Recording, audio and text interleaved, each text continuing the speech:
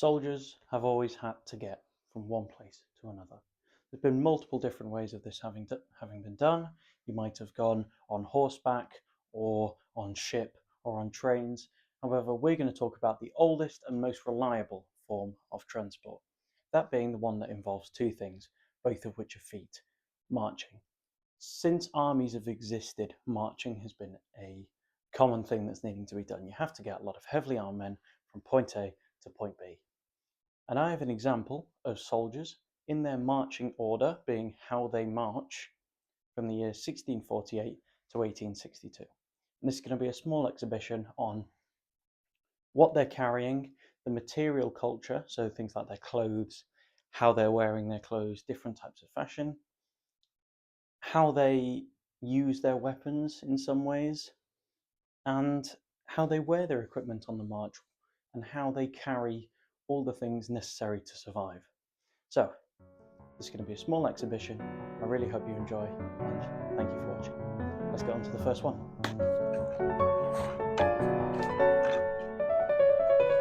So, ladies and gentlemen, this is our first marching order.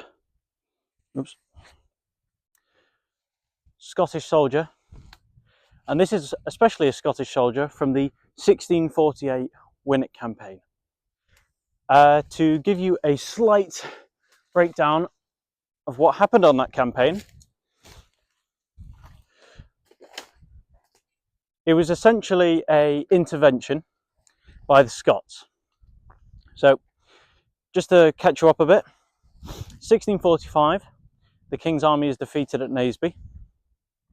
1646, the King is he is in Scottish custody, then he's handed over to Parliament, and he's on the Isle of Wight.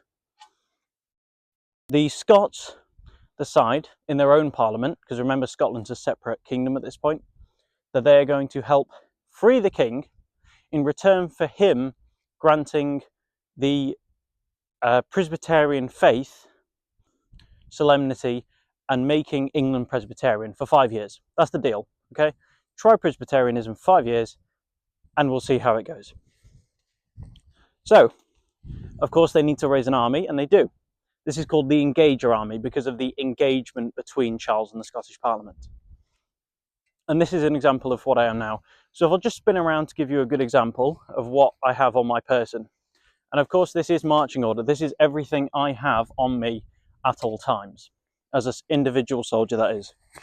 So, starting from the top, I have a Scotch bonnet. This is almost uniform with Scottish soldiers. It is a form of Scottish identity that is continually going to be worn up until the 45 rebellion in 1745 with Body Prince Charlie, after which the English are going to go, no, don't wear that anymore because it's a sign of rebellion. Also, in terms of what I could be wearing on my head, is this. This is a Morian helmet. Oh, I'm just going to throw them down. This is a Morian helmet of Spanish origin. Around the 1510s is when these start being developed. And this is the only form of armour I have as a pikeman. Pikemen are typically supposed to be your armoured shock troops, as they were. Sort of your biggest, strongest guys of a regiment going in and fighting hand to hand with pikes and swords sometimes. And I'll get onto this in a bit. And at the start of the war, you may have seen pikemen fully equipped. It was probably unlikely, but you may have seen pikemen fully equipped with a breastplate, a backplate, a morion, and 2 tassets. Possibly a gorget as well if they were extra fancy. This is late war. They've gotten rid of that. They know that after marching, 20 miles, all that armour is going to hurt. It's going to rub. It's not necessarily fitted. So if, say, your grandfather who fought during the Spanish Armada had his set of armour that you put on and went to war with, it might not fit you the same as it fitted him, in which case it's going to be essentially useless if you've got gaps in that armour or a helmet slightly too big. So most pikemen have resorted to keeping your helmet. Your helmet's the most important piece of kit, because if when you're in a big formation of pikemen, but you're usually in massive formations and you've got massive bits of heavy ash being fenced around you, and if that hits you on the head, it's going to hurt. So helmets are really They're also a tool as well. You can use this as a cooking pot, as a water carrying utensil. You can use it for anything. So they're very, very important piece of kit. So that's headgear.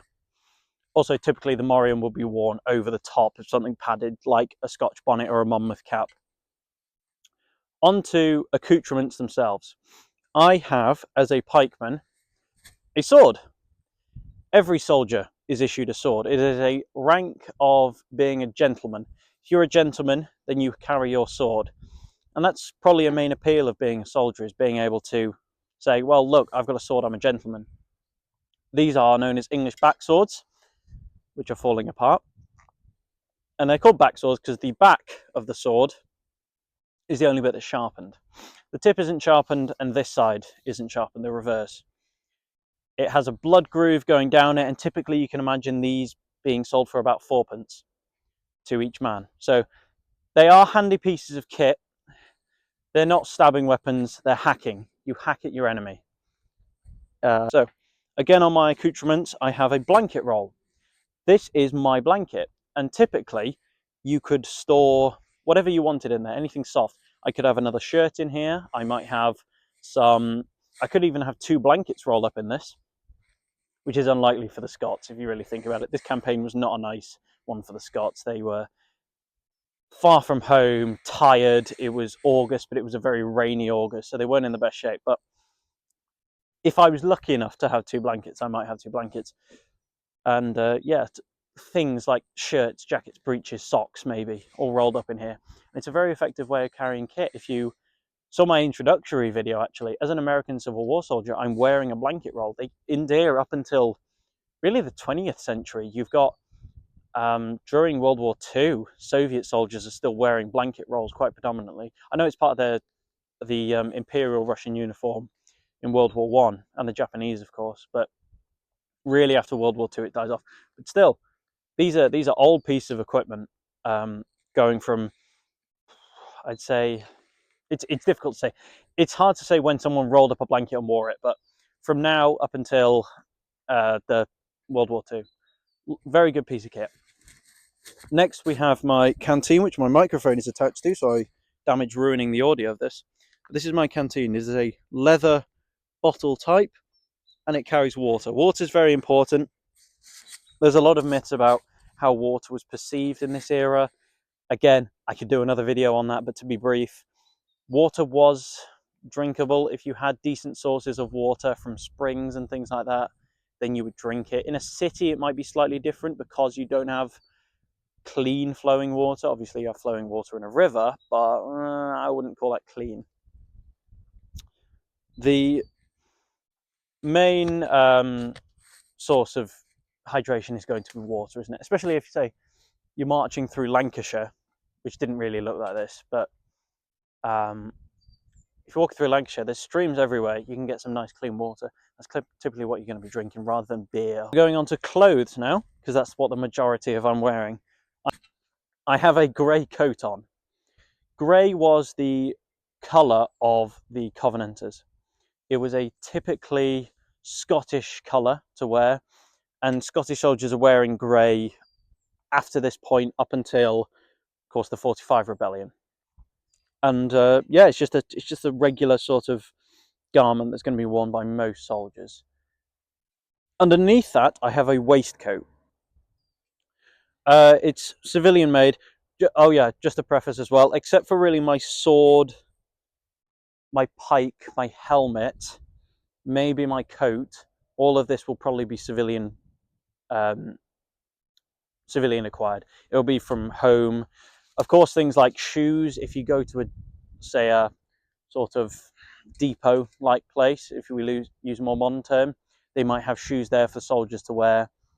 So, but in terms of breeches, socks, shirts, things like that, they're going to be civilian. So I have, of course, my civilian waistcoat on, just to keep me a tad bit warmer and possibly drier, if that's possible. Breeches as well. Breeches really come about around, they're sort of a midpoint in between hose and trousers, where hose get baggier and shortened, so they go sort of just down to your knee. And then attached to the breeches, which is getting harder and harder to see, I have my grey hose. Now my grey hose, they are a extension of the lower body garment, if that's to use really clinical terms. It covers the rest of my legs. It goes from all the way from my toes up to my knees. They're tied at the knees using the post-Elizabethan fashion that ties are below the knee, and they act as sort of that other warm layer. Shoes, it's going to be hard for me to show you my shoes, so I'll just take one off. These are the kind of shoes I'm wearing. They are open latchet shoes, so they are open as in they've got holes in the sides. They also have no lefts and rights, so they're made really in small, medium and large. You get given your shoe. You might have hobnails on it or some plates at the back. So now, I'll talk about these when we get onto the weapon, which will be now. So, the pike. The pike is an ancient weapon. Family just walked past. So, the pike is an ancient weapon. Really, the only reason you get pikes is because they're harking back to the ages of antiquity, with the Macedonians and the Romans using pikes, and always so great in the 16th century coming up with new tactics. It is a very old weapon, obviously. The core idea of a pike is that it's a long stick with a pointy bit on the end. This pike is a 17-foot ash pole. Typically, English pikes are going to be made out of ash because ash is the most. It's it can move, but it's very strong. It's not very malleable, as it were, to use technical terms. So we see pikes being used as early as in the 16th century. 1520s, I'd say, is when they hit there. Everyone goes, oh, these pikes are really good because the Swiss are using them, and mercenaries around Europe are. And they are lasting until about now. Pikes are fading. Pikes are fading from armies in the 1650s and obviously late 1640s. By the end of the century, it is weird to see pikes in an army. Hence, if you look at Great Northern War, Carolus Rex using pikes is a bit. So anyway, this is my pike. This is the end of the pike. It has these metal reinforcements here, which I will put the correct name up for now.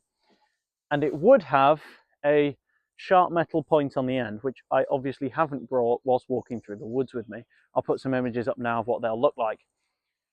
And it is a weapon which is made for a kind of fencing. You hold it like this and you fence with it. You're flicking that very, if you can see, it's wobbling quite a lot. You can see it moves. Every movement I make flicks and bends. And it's a weapon supposed to be used in large numbers. So that is the pike. It is typically an anti-cavalry weapon and an anti-personnel weapon, to use modern terms. They are mainly going to be defending against cavalry. And in terms of what a soldier would be carrying, in terms of pikemen and musketeers, it's your weapon and what you need to survive. This is what a soldier is going to be carrying in the 1648 Winnick campaign. That's it. 1648 Winnick campaign. So, time for the next era. See ya.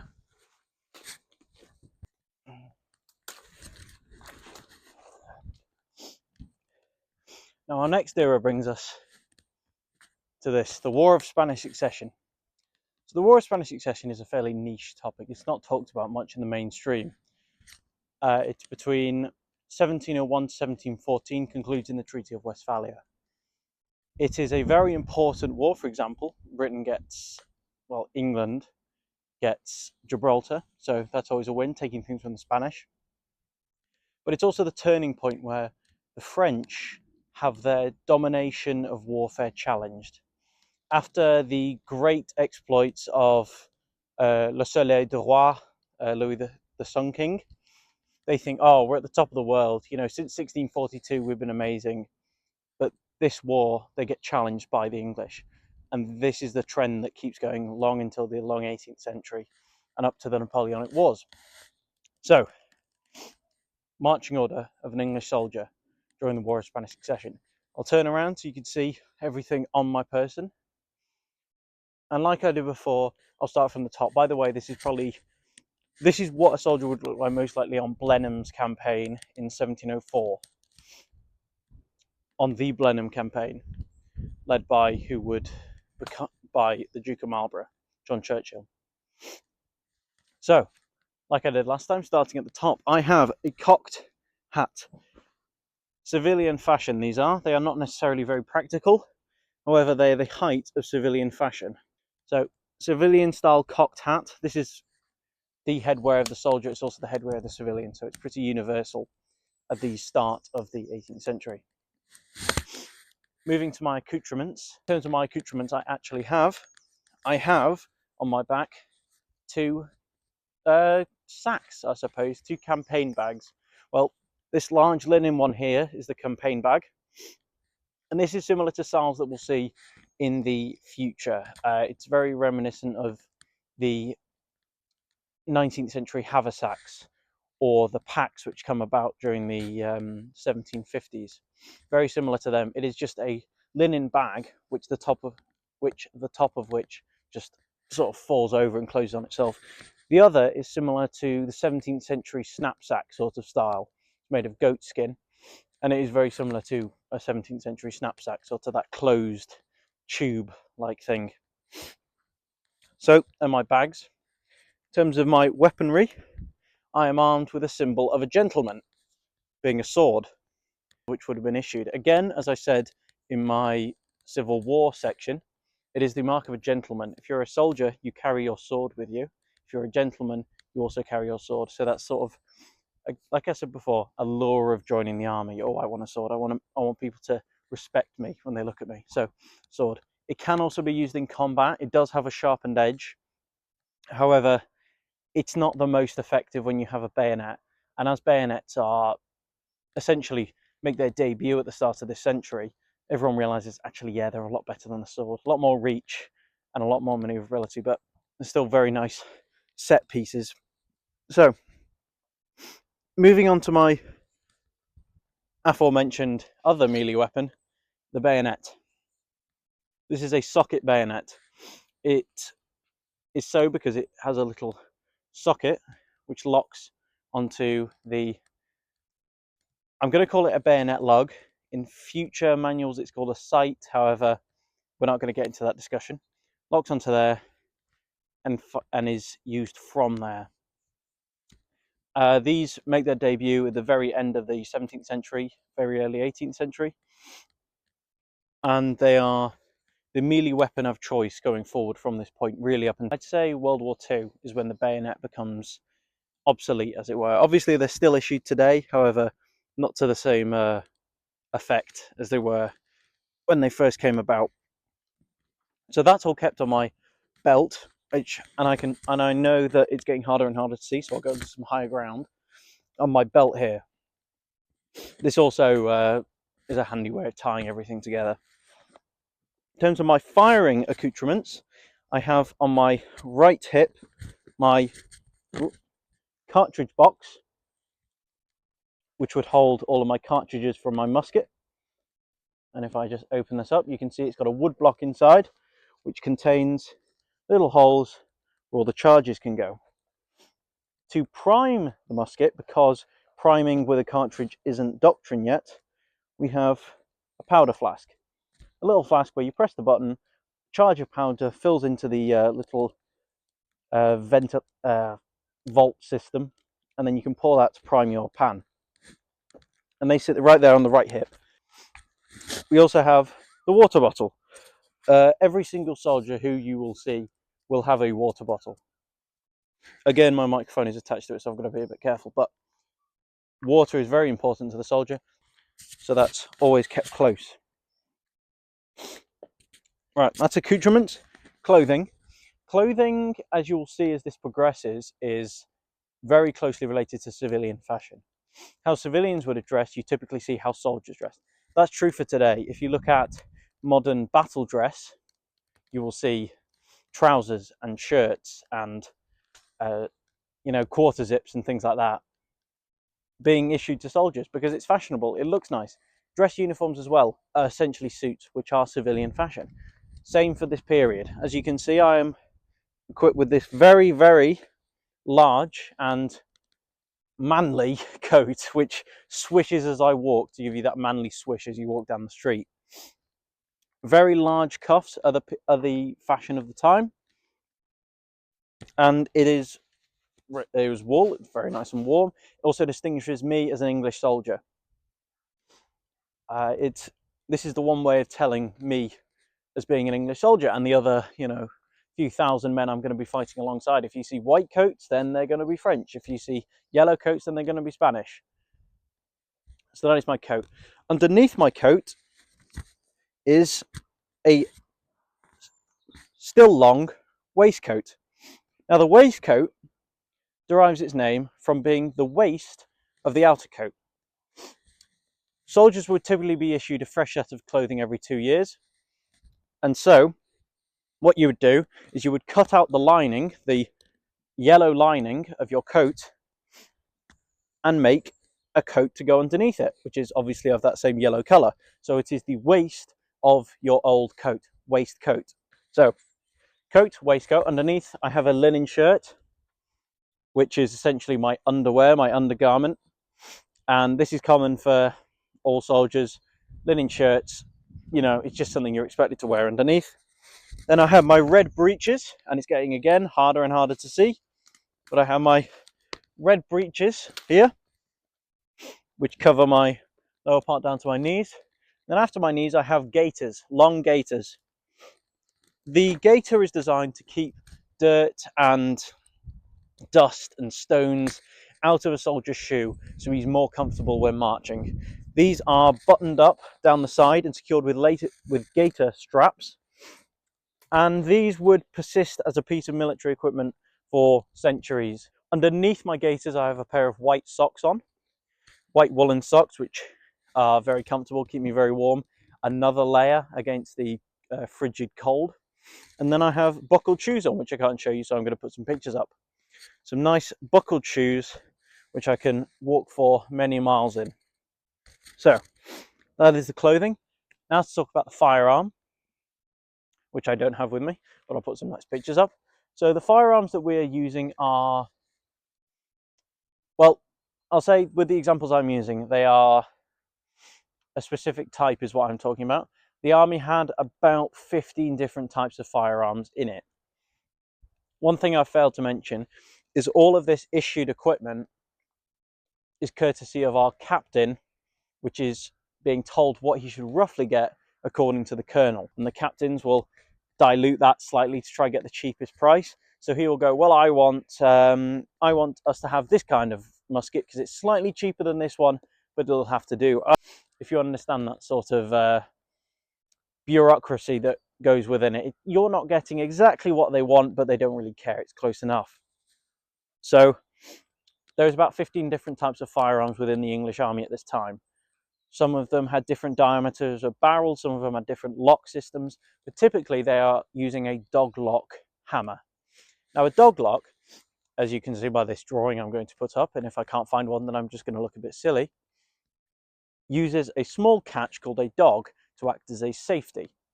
What happens is when you fire your piece, you bring it back down to load, you will pull the hammer back so it is locked by the dog, and that will not move however much you bang it or pull the trigger. And that's what the dog lock is. In future years that will be replaced by the half cock system within the lock mechanism itself, as opposed to a little metal catch. So that's the muskets we're using, and of course they are compatible with the socket bayonets. So that is marching order of the English soldier during the War of Spanish Succession. It is very different from the Civil War soldier, as you can see, and that is the soldier. So I'll march away and we'll get to the next era.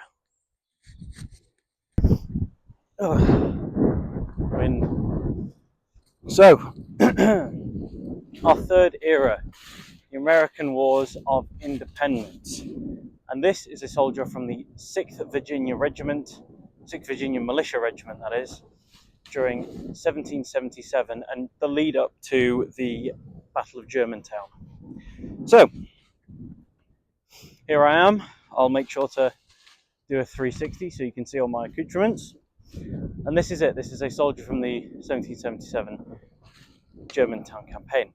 So, during the American Wars of Independence, multiple militia regiments were raised. So these are essentially your citizen soldiers who enlist to defend their local area. So as a Virginia man, I wouldn't expect to go outside of my state. Even my county at some point, you're hesitant to leave that. But this is it. And this is one of their soldiers. This is relatively late in the Virginia regiment's history. But it is a good representation. So I'll just get started. Starting at the top, I have a light infantry cap. These are obviously preferred by light infantry. They are a lot more practical hat rather than the larger, more stylish cocked hats which you see in many line infantrymen. I am a line infantryman, but I picked this up just to make sure I've got a bit more, I don't know, style. But even so, it's more practical. I've got a bit of a sun covering and it's less bulky and I can move my head a lot easier and see all around me. So that's my headwear. Moving on to my accoutrements, on my back I have my pack. It is a goat skin pack, which is very typical. If you look at the British Army, they're using these as standard issue. Continentals, typically you'll have packs like this, or just sort of bags from home that you may see, civilian style bags, because of course these are citizen soldiers. So that's the pack. In terms of my weaponry, again I haven't got my gun, and I have my two accoutrements here to go with my weapon, being my bayonet frog and my cartridge box.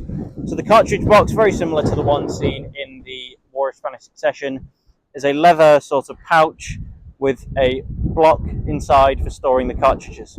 Inside there I might also have some tools for cleaning my weapon and things like that. So on the other side I have my bayonet frog, which just crosses across my chest like this, and it's just a place to hold my bayonet. So the other thing I have on me is my water bottle. It's a wooden one with metal rims that's painted. Red's quite a common colour to paint it to sort of seal in any leaks or things like that. So, accoutrements, going on to clothing. I have, one thing I forgot to mention in the previous two is my necktie, something to keep my neck warm around here. So, this coat, it is known as a lottery coat. These are the coats that the French sent over when they started supplying the Continentals with guns, clothing, and ships. So these are the lottery coats. Typically you see them in the traditional blue and red, however the Virginia regiments opted for the brown and red, as they are the Virginia colours. So early in the war, when hunting shirts were standard issue, they had red cuffs and collars and they were dyed brown. So sort of harking back to this. And it's only fastened on with some hooks and eyes, so it's not like a completely keep around coat. It's sort of just something to wear to distinguish me as a Virginia man. Underneath I have my civilian waistcoat, which just keeps me warm. It's another piece of garment which I brought from home. Underneath, my linen shirt, which of course you've got to have that base layer. I am also wearing trousers, which are something quite new, typically starting to get into fashion around the 1780s. And underneath them I have my socks, which are held up by ties. My phone got blown over. So, what's I talking about? Similar to the other eras, you have socks which are just sort of keeping your lower legs warm. And on my feet I've got buckled shoes, similar to the one seen in the War of Spanish Succession. That sort of, it's a style which really continues up until the end of the century. And beyond that, really it's around the 1830s shoes start changing, they're getting slightly slimmer. In terms of my weaponry, in terms of my gun, like I said, I'm a militiaman, so typically our armament would vary on what was cheapest and what was available.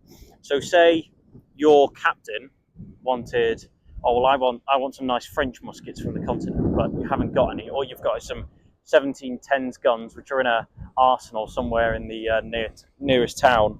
So you think, oh well, you're just going to have to do with them. So you may have a mishmash of firearms throughout a company or throughout a regiment specifically, because you could have Queen Anne era muskets, you could have really modern French ones or really modern British Brown Besses, and then you could have, you know, like I said, your these laces, ties even, or you could have your older Queen Anne muskets in with those new modern guns. So it varies a lot. Just to give you a bit of context on what happened to the 6th Virginia, they went to Germantown, fought at Germantown, and then very quickly after that were disbanded and not really used much. So this is this is the end of the line for the 6th Virginia. So this is what they might have looked like at the very end of their service in 1777-78. So, right, that's it for the Revolutionary War soldier. So we'll move on to our final era, so it'll be nearly over soon. Thanks.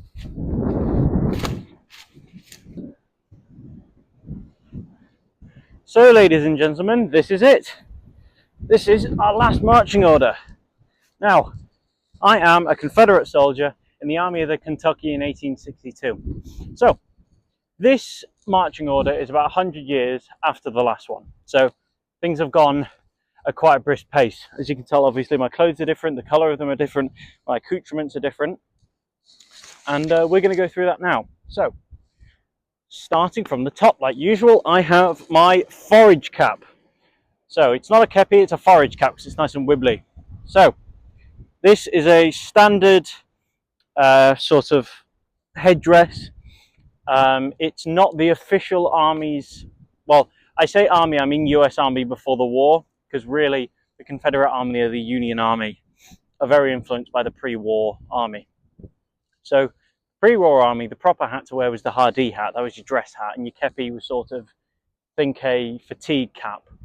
However, as the war dragged on, they realised that it's really hard to keep Hardee hats in decent condition, so they said, just give everyone kepis, or forage caps as this one is. So that's my forage cap. Onto my accoutrements. I have a blanket roll, making it nice and cyclical to the first entry of this. So I have my blanket roll. It's tied here with one of the straps from a knapsack.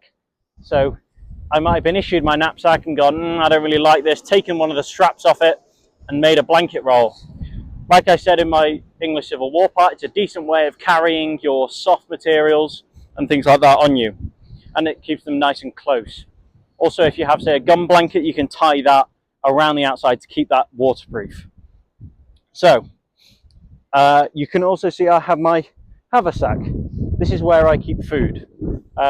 Civil War Digital Digest did an amazing episode on haversacks and what goes in them and things like that. And they found that really just food is able to fit in there. So that's just for your food and your rations you're carrying along with you. So, in terms of my weaponry pieces, I have a cartridge box here and a cap pouch. We are on percussion cap weapons now in the 1860s, and they use small little caps. I can get a used one as an example. They're little metal caps. Think of like toy cap guns. You do them and they go bang. Imagine that, but the exothermic reaction that makes it go bang also makes the charge in the gun go bang. So that's what we're using. We are still using cartridges, however, which are being in this cartridge box, which is a lot more utilitarian. It has a little thing here for extra caps, has space in it for tools and things, so very useful. This is English import equipment from about the 1850s. So if I can close the box.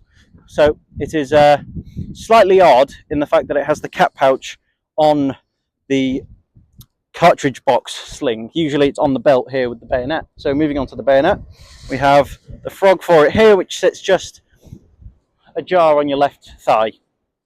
And I've just got a plain forked buckle for that. So that's my belt. I also have my canteen, which again I've tied my microphone to. So this canteen, it's a smooth side canteen. Really the chain should be replaced with a bit of leather or linen. But yeah, it's a smooth side canteen, can carry a couple litres, I reckon. And yeah, so clothing, I am wearing a Columbus Depot jacket. You can tell by the blue cuffs and collar, which is just short, goes to about here. Underneath that, to keep me warm, I've got a vest, and then I have a civilian shirt, cotton shirt, just underneath that.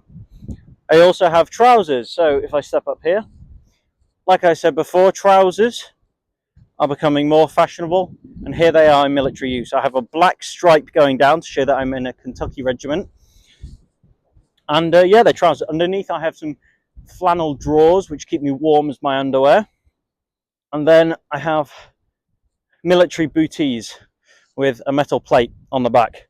So these are hard wearing boots which are daubed to make them waterproof. In terms of gun, percussion cap weapons, I could be using anything from an English import Enfield gun, or I could be using a domestically produced Springfield, or possibly even 1816 conversion from a flintlock into a percussion cap, which is an old gun. But it really could vary. Typically 1862 you're going to have a lot of the better guns still around, so your Enfields and your Springfields. So yeah, that is it. So that's our final entry. So I'm going to use this as sort of the outro as well. So I want to say thank you for watching. I know this has been quite a long video, a lot of repetition in sort of the things I'm saying. Well, this is my hat, this is my coat.